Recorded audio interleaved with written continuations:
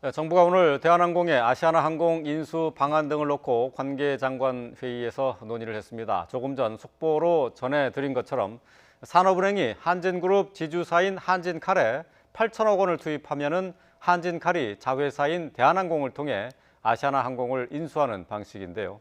정부가 대한항공의 아시아나항공 인수를 공식화하면서 대한항공도 이사회 결의 후 인수 작업에 나설 전망입니다. 국내 1, 2위의 항공사의 인수합병이 최종 성사가 된다면 산업계 전반에도 큰 변화가 예상되는데요. 하지만 최종 성사까지 넘어야 할 과제도 상당히 많습니다.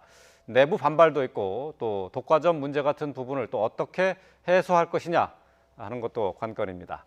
자, 관련된 내용 정철진 경제평론가와 함께 자세히 짚어보겠습니다. 어서 오십시오. 네, 안녕하십니까? 네.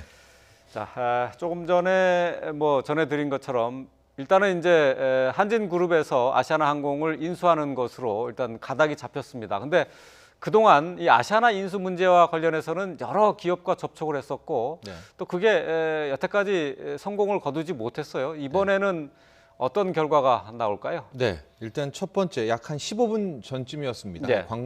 관계장관 회의가 끝났고요. 일단 정부 당국에서는 대한항공의 아시아나항공 인수를 공식화했다 이렇게 볼 수가 있겠습니다.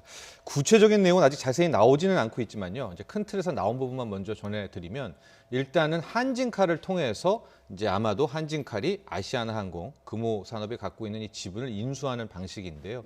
일단 한진칼이 전체적으로 2조 5천억 원의 유상증자를 하고요.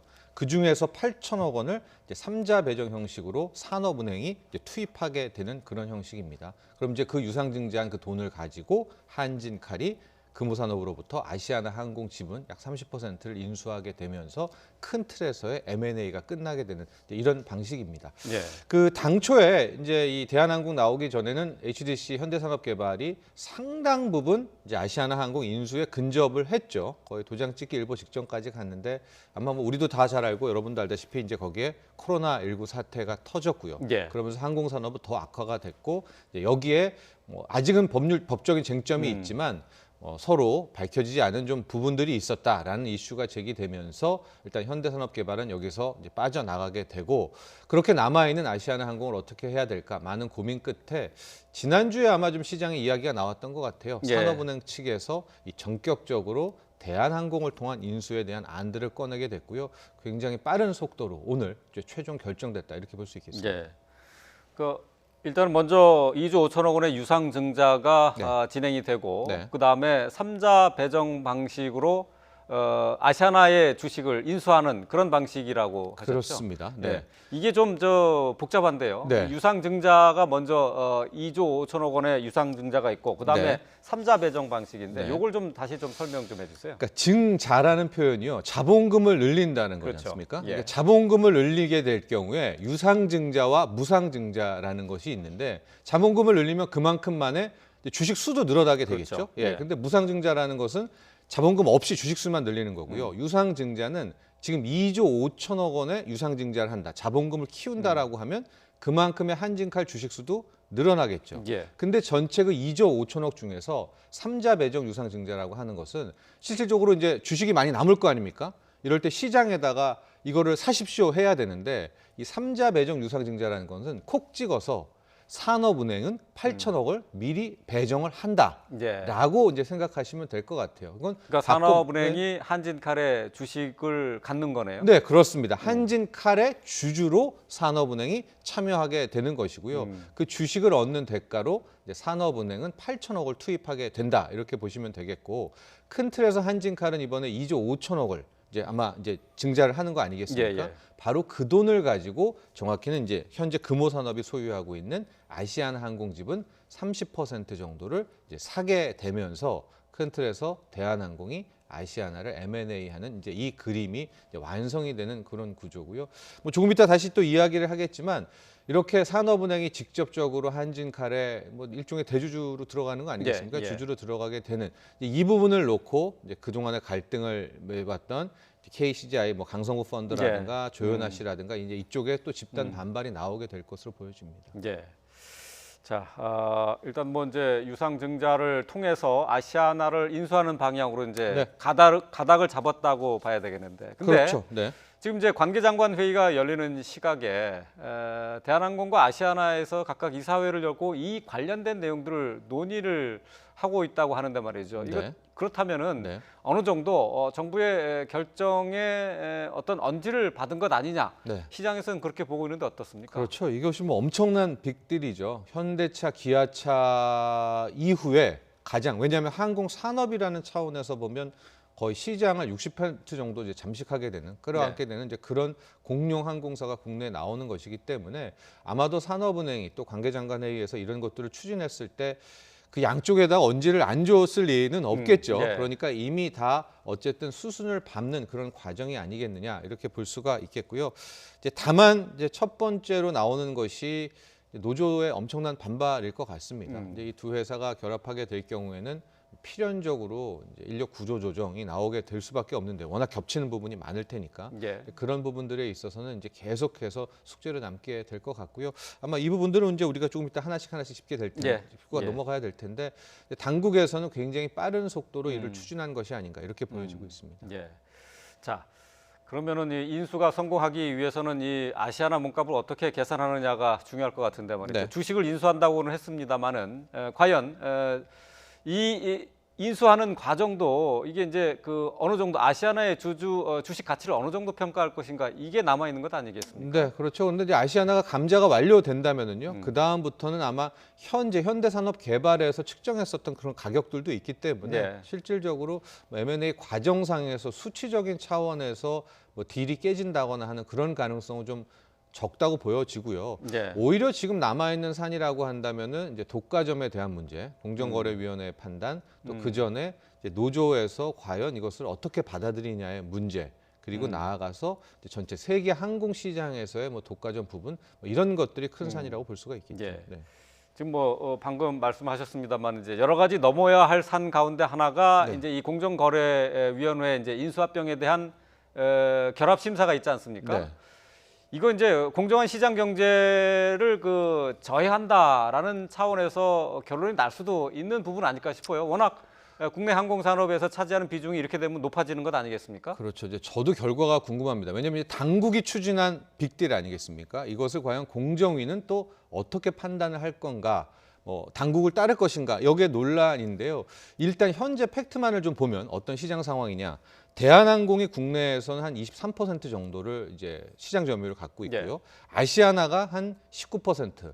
또 이들 둘이 합칠 경우에 저가 항공사들, 저비용 항공사들이 있지 않습니까? 다 합치면은 거의 한 62%가 넘는, 63%가 넘는 뭐 완벽한 독과점이죠. 예. 이제 완전히 독점의 하나의 항공사가 나오게 되는 건데.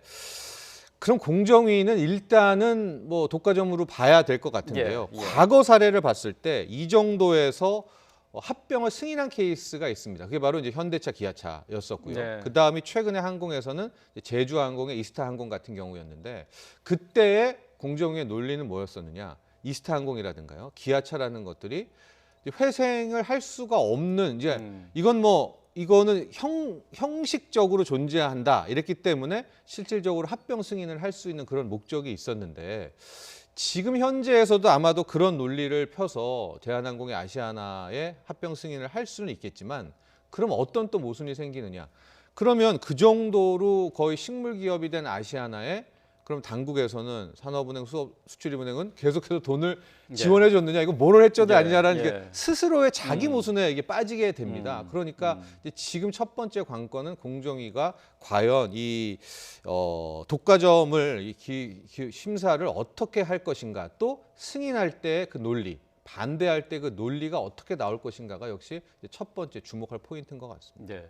근데 이제 국내 이제 공정거래위원회뿐만 아니라 해외에서도 이 기업 결합에 대해서는 또 의견을 구해야 되는 부분이라면서요. 그렇죠. 지금 이제 아주 러프하게 거칠게 좀 파악을 해보면 두 회사가 대한항공, 아시아나가 결합하게 됐을 때 보유하는 항공기가 거의 한 250대가 넘을 것 같아요. 예. 이러면은 에어프랑스 뭐 이런 정도 수준이면은 글로벌 탑 10으로 바로 들어오게 되는 것이거든요. 예. 그러니까 당연히 전 세계, 즉 해외 항공 산업에서도 이번에 이 빅딜을 주목할 수밖에 없고 이제 독과점에 대한 것들의 이제 판단이 나올 텐데, 다만 오히려 국내를 넘어서게 된다면은 해외 쪽에서는 상대적으로 좀 수월할 것이다라고 좀 추측을 해볼 수가 있는 것이 예. 지금 항공 산업이 워낙 안 좋습니다. 예. 하고 우리뿐만이 아니라 다른 나라에서도 아예 뭐 정부가 항공사를 인수할 정도로 지금 이런 빠른 M&A라든가 구조 조정이 펼쳐지고 있거든요.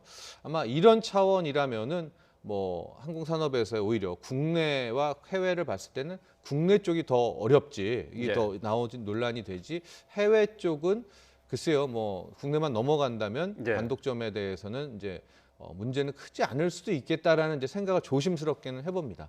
그런데 이제 세 번째이자 가장 중요한 관문은 역시 노조의 문제입니다. 이제 국내 아시아나 또 대한항공이 이렇게 기업 결합을 M&A를 하게 될 경우에는 뭐 이게 워낙 다 사업이 예. 겹치지 않습니까? 중복이 되죠. 예, 그러니까 이제 또 결국은 전개부터 해서도, 예, 국내 네. 사업이나 뭐 해외의 항공 노선도 서로 이제 조정을 할 수밖에 없는 상황인데 네. 그러다 보니까 이제 구조 조정 문제가 생겨요. 그래서 내부적으로 네. 대한항공이나 아시아나 노조 모두 지금 이 합병에 대해서 반대를 하고 있는데 말이죠. 이게 그 쉽게 넘어가기 힘든 네. 쉽지 않은 산이죠. 그렇습니다. 이게 뭐 정말 어려운 그런 사안이고요. 또 그동안의 정부 기조가 계속해서 어떤 인력 구조 조정이라든가 이런 거에 대해서는 이제 조심스러워했던 그런 입장 아니겠습니까? 예. 그래서 산업 구조 조정의 효율성과 뭐 고용 유지라는 측면에서 보면 어떻게 고용 유지 쪽에 많은 방점을 찍어왔던 것이 이제 사실인데,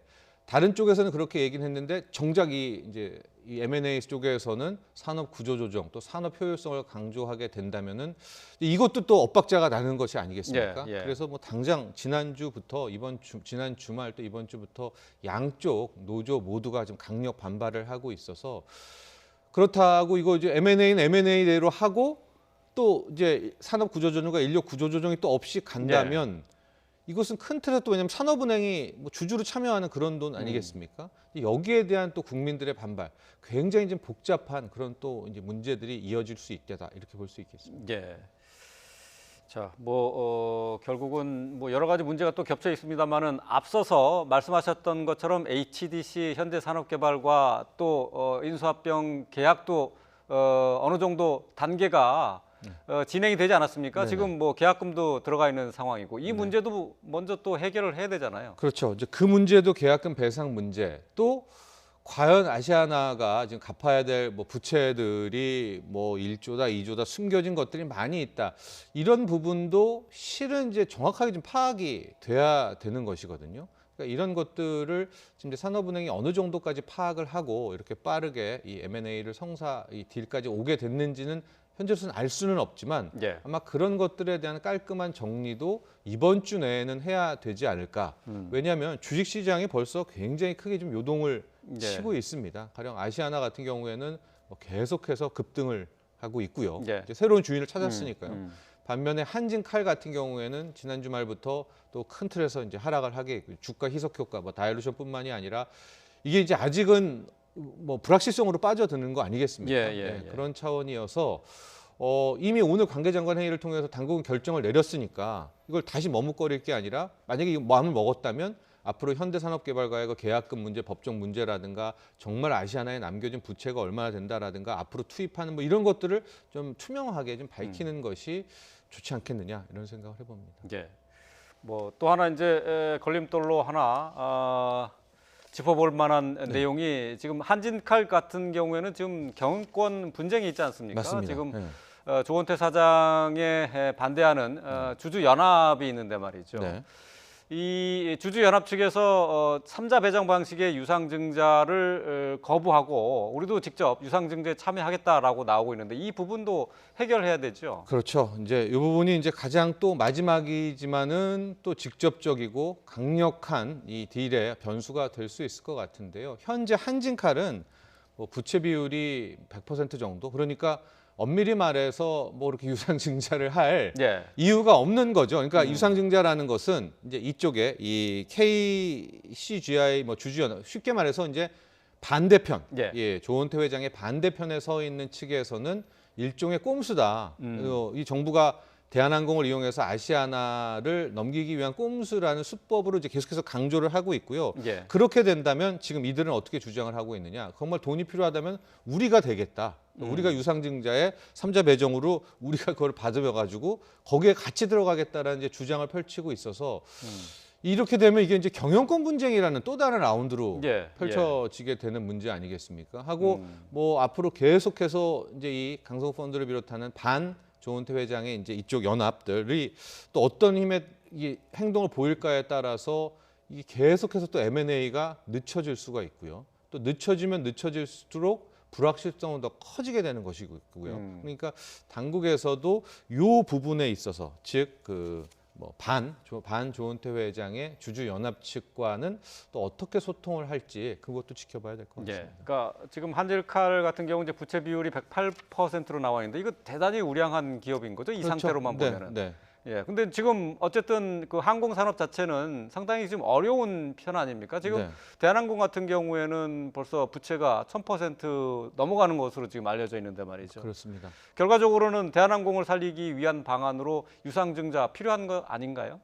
그렇죠. 그런데 어쨌든 대한항공 자체로만 놓고 본다면은 그 아시아나를 인수합병하지 않는다면 현재로서는 어떻게든 뭐 정부 지원도 받고 이러면서 갈 수가 있는 뭐 그런 대목일 수가 있을 것 같은데 글쎄요, 아마도 이것은 정부 차원의 빅딜이 아니었나. 즉 아시아는 어떻게든 뭐 이거는 처리를 해야 되는 거 아니겠습니까?